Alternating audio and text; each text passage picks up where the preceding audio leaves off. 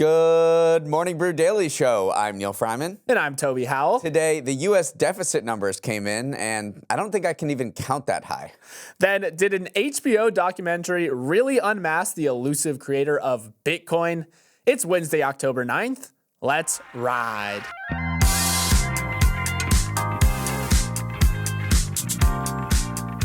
We are officially counting down the hours until one of the strongest storms in Gulf of Mexico history makes landfall tonight in the Tampa Bay area. Hurricane Milton is expected to bring dangerous 15-foot storm surge and wind speeds exceeding 100 miles an hour to the west coast of Florida, still battered from the destruction caused by Hurricane Helene 2 weeks ago. Nearly 6 million Floridians across 11 counties are under mandatory or voluntary evacuation orders, and more than 1,500 flights have already been canceled as of yesterday.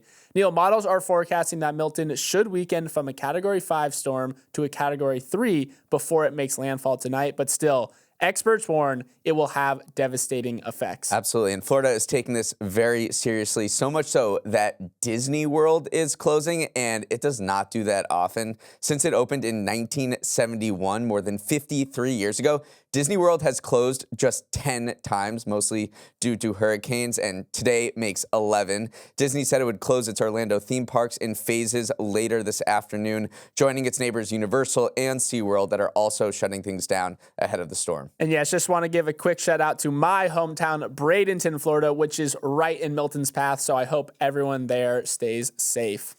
Now, a quick word from our sponsor, Wise Business, the app for doing things in other currencies. Neal, people might not know this about you, but you're quite the foodie. I just get bored of eating the same stuff. I'm always trying new things from different places. Yes, I've actually been keeping track. You've already had sushi, paella, and pad thai just this week alone, which jealous, but also imagine if you had to pay for each dish in its native currency. Sounds like a headache. Yeah, you'd never do that. And yet some people are running international businesses without Wise. Without Wise, you're handling invoices and paying your team in different currencies. It is a mess. But with Wise, suddenly you're handling payments across borders without the stress, no hidden fees, no inflated exchange rates, just simple, fast transactions. So what's for dinner tonight?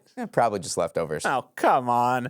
If you want international payments as easily as ordering your favorite food, visit wise.com/business. That's wise.com/business. The United States government has continued to spend like a couple with dual incomes and no kids. There's just one problem. There's less income coming in, and it has nearly 350 million kids. A report yesterday from the Congressional Budget Office revealed that the government ran up a deficit of $1.8 trillion last fiscal year. It's the biggest annual deficit in 3 years, and a sign lawmakers have largely ignored the widening budget gap ahead of a pivotal tax decision coming up in 2025. So what drove the nearly $2 trillion annual deficit? Greater spending on programs for older Americans, Social Security and Medicare, and higher interest payments thanks to the Fed's rate hikes. The U.S. spent $950 billion paying back loans last fiscal year. That's a 34% spike from the previous year and more than the Pentagon's entire budget. This isn't the largest deficit we've ever run, both in dollars and as a share of GDP. Deficits tend to balloon during wars, recessions, and most recently pandemics, when the government spends big to prop up the economy. However, the U.S. is running a deficit this big when the economy is kicking butt like it is now is unprecedented, and it worries budget hawks who claim government spending is out of control. Toby, the national debt, which is the sum of all deficits, $35.7 trillion. Yeah, you can just keep throwing these numbers out. It's hard to fathom just how big it is. I mean, just the fact that our interest payments alone surpass military spending should just be the headline stat here. That is insane. If there's one thing or two things the U.S. does, it's run a deficit and spend a lot on military. But right now, just interest alone is surpassing the Pentagon's entire budget. But yeah, the latest deficit reading is around 6.4% of gross domestic product. That is not something that you want to see when you have an economy humming along on all cylinders like it has. The U.S. has technically run larger budget deficits before, but they are in those times right around wars or coming out of the COVID-19 pandemic or economic crises. It's not supposed to happen in a period today with low unemployment and solid growth. So this is just not something you necessarily want to see, but it is sort of the new normal of the way the government currently operates. Yeah, go back to the early 1990s. We had a really good economy. Budget was often talked about, like it isn't now as much. Federal debt then was 1/3 of U.S. GDP. And then now we have projections for 2027. Debt is projected to top 106% of GDP, and that would be a new record. So we have two presidential candidates coming up for this election in less than 30 days. Are they talking about the deficit? What are they going to do to bring down the deficit? Well, not really that much at all. They both have released very heavy spending plans and a new report from the Nonpartisan Committee for a Responsible Federal Budget, which you can tell by their name what their sort of mission is. They released this report that showed that both candidates would add trillions to the deficit, one more than the other. President Trump's plans would add up to $15 trillion to the U.S. debt pile, while Harris's plans would add just over half that on the top end, which is as much as $8 trillion. So it looks like whichever administration comes into the White House, this deficit is not going to get any less. So what are you supposed to do? Are we going to go down a path where we can eventually limit spending by federal agencies? And the answer is it's not looking likely, just because of what you said, but also to really cut this deficit down, you need to make cuts to Medicare, or make Medicare more efficient, or make Social Security benefits less generous. And those are two kind of political minefields that neither candidate wants to go down and neither party wants to address either. So until you make a move around those two things, you're not going to see a big budget reduction anytime soon. Well, or you raise taxes. Or you raise taxes. Yeah, that's the only other way, because 45% of the federal budget goes to Social Security and health insurance programs like Medicare, and those are untouchable, 45% of the budget. So you need to raise money to close the deficit. There is an opportunity to do that next year when Trump's 2017 tax cuts expire. He has proposed extending them for more years, and Harris wants to extend most of them as well, but she does want to raise taxes on the wealthy and corporations, but keep taxes the same for people, those tax cuts for people making under $400,000. And they both released some vague plans of ways to raise more money outside of tax increases. Trump has proposed tariffs and says that if the economy grows, then our revenues will grow as well.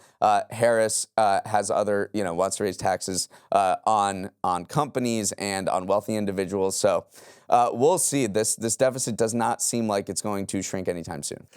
It's Nobel Prize season, and one of the first awards was handed out in the physics category to the Godfather. No, Vito Corleone didn't suddenly figure out how to reconcile quantum mechanics. It was the so-called Godfather of AI, Geoffrey Hinton, who snagged the award alongside John Hopfield for their work developing neural networks. Put in English, they built computer systems inspired by how the human brain works, which helped lay the foundation for a lot of the AI models you use today, like ChatGPT. If that name Hinton and his label as the Godfather of AI sounds familiar, you also might remember him for dramatically quitting Google last year, issuing a very public and very dire warning about the risks of the technology he helped create. He even went as far as to say he regretted his life's work. And now he's just won a Nobel Prize for it. He did, and that is an offer he can't refuse, because that comes with a $1 million prize, and he said he was flabbergasted by it, and he was just in this cheap hotel room in California, didn't expect it, especially for physics, because the linking physics to what these guys won the Nobel Prize for is perhaps a little tenuous, and that was maybe the talk on social media yesterday, where it's like, I don't know whether these guys deserve the physics Nobel Prize. Yes, it is very amazing what they did with neural networks, but the fact that Nobel Prize for physics went to them was at least a little curious. So yeah, reporters got on the phone with Hinton, and of course, the only thing they asked about after the Nobel Prize was, what do you think of AI? Do you think it's going to be destructive? Do you think it's going to be helpful? Because of course, he did make this big splash quitting Google last year, and he sounded pretty much the same notes. He said it's going to be a huge deal, comparable with the Industrial Revolution. Instead of exceeding people in physical strength, these bots are going to exceed people in intellectual ability. And so he does see down the line that these artificial intelligence systems will become smarter than humans. And he said, In some respects, that will be a good thing. He pointed to healthcare as one area that will benefit greatly from AI, but he also warned that it could be severely destructive, as he's warned in the past. And one of his other sound bites too is when reporters called him and asked him about this, they're like, "Hey, are you using AI? Like, what tools are you using kind of in the AI world?" And he says he uses ChatGPT 4, one of the more recent models from OpenAI, whenever he wants to know the answer to anything. So it's not like he's a Luddite. He's not refusing to engage in this technology. He's called the godfather of this technology for a reason. But you are totally right. Social media did kind of have a little hissy fit over this. One of the top posts in the R Physics Reddit was saying, like, come on, guys, like, the link to physics is tenuous at best. There's already too much proper physics that still has to be rewarded over this. The link that they tried to draw was the fact that you can apply neural networks and apply this technology to things relating to physics. But also, I think what we reading between the lines here, the Royal Swedish Academy of Sciences, who awards the Nobel Prize, doesn't have a computer science category or doesn't have an AI sector as all. So they kind of shoehorned it into this physics-related sort of award. Regardless, this is the defining technology of our era right now, so no one's that upset to see it rewarded like this. And Hinton did win the Turing Award, which is the computer science's top prize, back in 2019. So he has certain accolades. So yeah, the Nobel Prize week rolls on. We have the Peace Prize coming up on Friday, which, Toby, I know, just stand by your phone that morning. You might get it. And then on Monday is economics. The most notorious short seller in the game has locked in on a new target, Roblox. Hindenburg Research, a company that digs up dirt on companies and bets on their stock prices to fall, issued a scathing report yesterday on Roblox, a fast-growing video game platform popular with kids. Hindenburg accused Roblox of significantly inflating how many users it has and prioritizing growth over child safety, putting Roblox on the defensive to prove otherwise. Here are Hindenburg's specific claims. It says Roblox inflates the number of people on its platform by up to 42%, while it overstates engagement hours by over 100%. These stats are frequently used by Roblox in its pitch to investors because it is unprofitable and needs to show Wall Street it's capturing more eyeballs and growing quickly to keep its share price up. In response to Hindenburg's report, Roblox said it totally rejects the claims and accused the short seller of trying to make a quick buck on its fall in share price. It wrote, the authors are admittedly short sellers and have an agenda irrespective of the substance of Roblox's business model and results. Toby, Hindenburg versus Roblox in a bare-knuckle Wall Street brawl. Who you got? Yeah, the two big sins in Hindenburg's eyes is those, one, inflated user metrics, and then two, prioritizing growth over child safety. Let's start with the inflated metrics. Over the past few years, the platform has been painting this picture of massive growth. It has this public goal to reach 1 billion daily active users. Currently, it's around 80 million active users. But Hindenburg, what they did is they went and hired a bunch of people to just play and monitor the top 7,000 or so Roblox games. They found, instead of that 80 million number, it reports that only around 30.4 million daily active users were really using the platform. What they think is happening is that a lot of people are creating these alternative accounts or using bots to kind of enhance their gameplay. So for instance, someone might operate as many as 100 accounts it's only one person, but they have 100 accounts. So they think their metrics are being inflated by these secondary accounts, these so-called zombie engagement hours too. It'd be like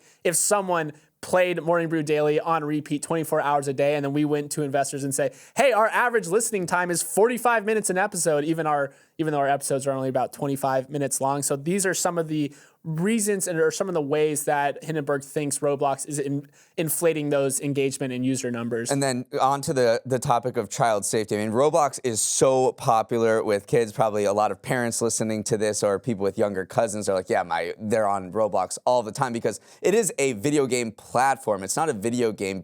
Users build games into it. So there's just an infinite amount of worlds and places to explore. But since 2018, police in the United States have arrested at least 24 people accused of abusing or abducting kids they met on Roblox. So it is rife, critics say, with child predators, and Hindenburg interviewed former employees at Roblox who said, compared to other platforms, there just aren't as many safeguards here. When you create an account, you don't have to put in that information that screens you like in other places. So there are a lot of concerns that kids are sort of getting abused on this platform, and it's a perfect place for people to do nefarious things. Up next, did HBO really unmask the identity of Satoshi Nakamoto, the creator of Bitcoin? Who is Satoshi Nakamoto? The identity of the creator of Bitcoin has long been one of the great enigmas in the financial world, but it's an enigma no longer. That is, if you believe the findings of an HBO documentary that dropped last night. Money Electric, the Bitcoin mystery, thinks Satoshi, the creator of the $1.2 trillion asset class, whose identity has remained a mystery for over a decade, is Peter Todd, a Canadian programmer who worked on Bitcoin in its early days. The strongest piece of evidence the show points to is an obscure message board from 2010 that highlights a post from Satoshi, followed up by a post from Peter Todd, seemingly continuing to Satoshi's train of thought. The documentarians think it's an example where Todd slipped up, forgot to switch accounts, and accidentally revealed his true colors. Others are a little more skeptical, given that there was a span of 13 hours between posts, an odd interval for someone supposedly continuing their train of thought. For what it's worth, Todd himself denied it when confronted on camera and later on X. But Neal, did HBO crack a code that internet nerds have been trying to unravel for over a decade now? Well, there was a lot of hype about this particular documentary, and obviously he is not the first to try to unmask Satoshi Nakamoto, but the guy who made the documentary, Colin Hoback, has quite a resume because he exposed the authors of the QAnon conspiracy theory in a previous documentary, Q Into the Storm, which was, highly regarded for what it did to unmask QAnon. So they were kind of anticipating that, okay, maybe if no one else could crack who Satoshi was, and he's been whoever has been anonymous for more than a decade since they went dark in 2011, it could be this guy Hoback because he's done this before. But the mystery of Satoshi continues because Peter Todd denied it. There weren't any other there weren't any other identifications going around. So we're never going to know because, first of all, the person who actually is a person or group that is Satoshi is never going to acknowledge it because this person has 1 million Bitcoin in their wallet somewhere, and that amounts to over $60 billion at current prices. They are one of the richest people in the world, and they would draw a lot of, first of all, attention to their wealth, and they would also draw probably a lot of ire from the Bitcoin community, who kind of loves the idea that Satoshi is a mystery and remains anonymous. It's part of the lore, and they don't really want anyone trying to find out who Satoshi is. Yeah, and people are criticizing this documentary too because they say putting forth this idea that Todd is Satoshi puts him in literal danger because, like you said, if he is Satoshi, then he is one of the richest persons in the world, so immediately his safety becomes compromised. So there were definitely some pushback to that, especially because they're not sure if the evidence presented was as compelling as maybe the documentarian thought it would be. I mean, there is this interest to create this tidy conclusions and point out one person, say that person is Satoshi. But in order to prove beyond a reasonable doubt that Todd is Satoshi, you just need him to do one thing, and that is access that private wallet, that Satoshi's Bitcoin wallet, the Genesis wallet as it's known as, and either transfer in or transfer out money to that wallet. And without that, we will never definitively know. That being said, there were some fun aspects to this documentary dropping as well. If you went to the IMDb page of the documentary before it came out, they listed every single person associated with the show as Satoshi Nakamoto. So they're saying we are all Satoshi. That's kind of a Bitcoin joke as well. But it was interesting. The community was buzzing about it. I texted some of my crypto friends and like, hey, what are we thinking about this? And their response was generally, crypto is filled with some of the more online, some of the nerdier people in the entire world. Do you really think that a documentarian beat that entire community to the punch who's been searching for 10 plus years now for the identity of Satoshi? Probably not, but still, it was a compelling watch. And we're never going to know. That's my opinion. In further evidence that time is a flat circle, Uber, after disrupting the taxi industry, just invented a bus. And New Yorkers, your ears might perk up when you hear where it's going. Starting yesterday, the ride-hailing company began offering rides to New York's LaGuardia Airport for $18, far lower than the up to $100 it probably costs you for a normal Uber from Manhattan to the northern reaches of Queens. Of course, there is a catch. You won't be riding in a car, but instead a 14-passenger van, and it won't stop by your apartment. You'll have to catch this van at either Port Authority, Grand Central, or Penn Station. You may roll your eyes. Wow, Uber, so innovative. You know that airport shuttles exist, right?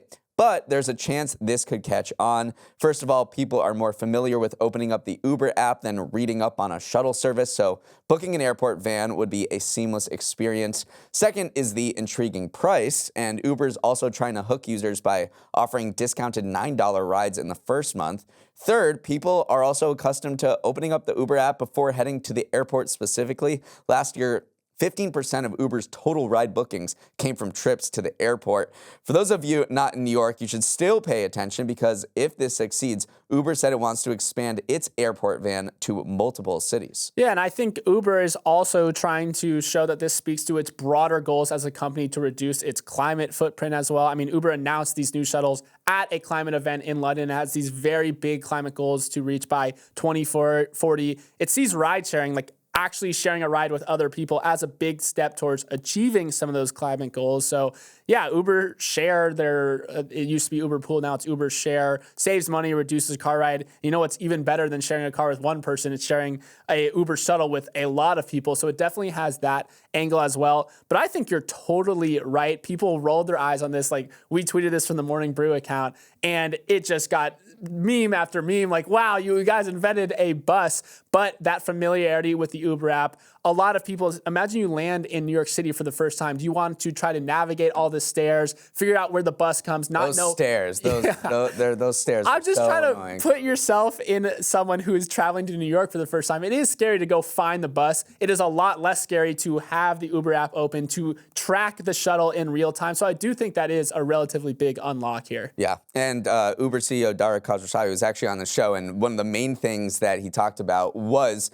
this van service, the shuttle service that they rolled out in Egypt, Brazil, India, and Mexico, countries that are more accustomed to sharing rides with others than we are in the United States. We love our private cars, but they're trying to add this to their arsenal here in the United States because they have been accused of increasing greenhouse gas emissions, because the number one factor here is transportation and cars, and that without a doubt they are getting people away from public transportation and towards cars. So they are trying to, bring it back into balance just a little bit. But also, LaGuardia is just impossible to get to via mass transit. Like there's a couple buses that go there, but most people don't take those. So it could be a compelling pitch, especially if they expand it to other New York City airports, which are also very tough to get via mass transit. And then the leader of this initiative was like, yeah, I want to make this at a lot of airports around the United States. So this could be happening to an airport near you. I just run to LaGuardia, I just hoof it there. It's much quicker, much more greenhouse gas efficient as well.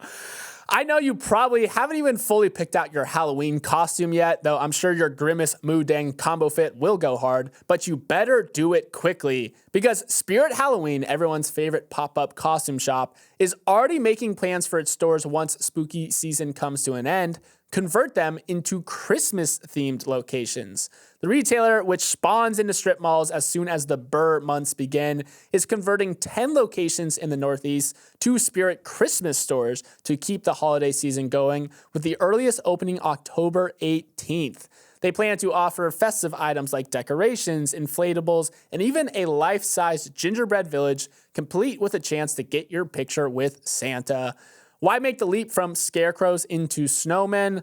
Well, because people spend a lot of money around Christmas time, and Spirit wants to trick-or-treat their way into the more lucrative winter holiday period. Yeah, Spirit Halloween is Spirit Halloweening itself once its stores are going to go vacant because they don't really sell anything after October 31st or November 1st. They're saying, okay, we got 10 of these stores. Let's try to go into the Christmas market, which you said is a much bigger than the Halloween market. I mean, this year, Americans are expected to spend $11.6 billion on Halloween, which, yeah, sounds like a lot. But then when you look at holidays and Christmas, that number balloons to $964 billion. And they do want a slice of that.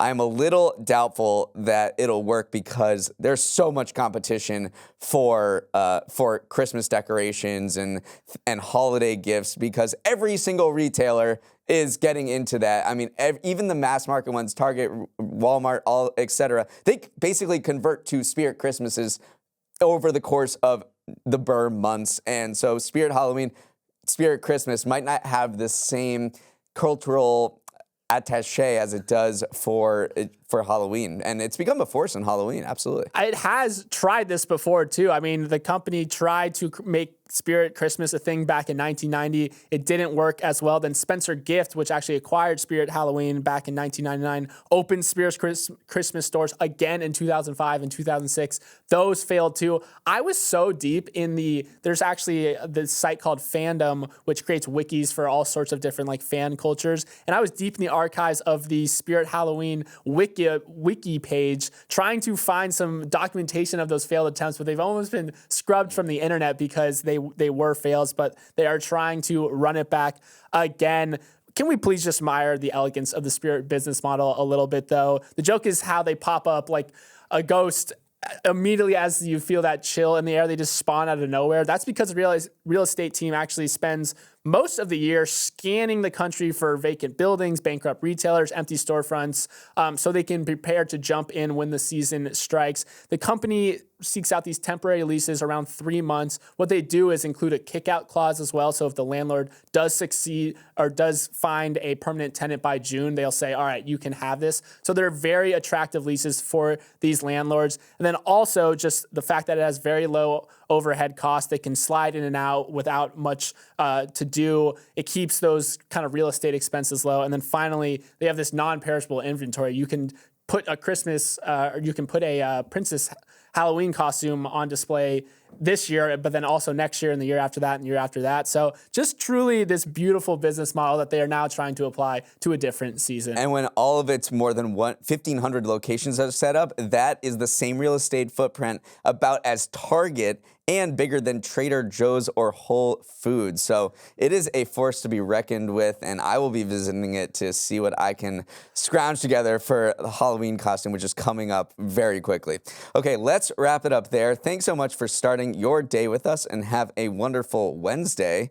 For any feedback, questions, or comments on the show, send an email to morningbrew@morningbrew.com, and please spread Morning Brew Daily far and wide to your friends, family, and coworkers. For anyone having trouble coming up with a sharing buddy, Toby has an idea. I want you to share today's podcast with someone you want to do a couple's Halloween costume with. I suggested Moo Dang and Grimace, but maybe Toby and Neal could be the duo that you dress up as this year. Wow.